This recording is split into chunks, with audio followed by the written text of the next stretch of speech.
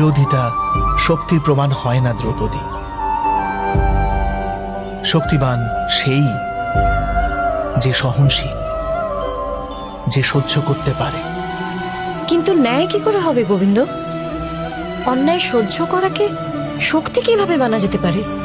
যখন হৃদয় থেকে ক্রোধ আর বিরোধিতা দূর হয়ে যায়, তখন সহন শক্তি ধর্মের শক্তিতে পরিণত হয়।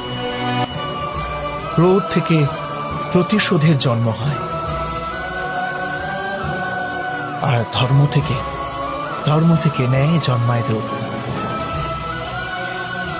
দ্রৌপদী,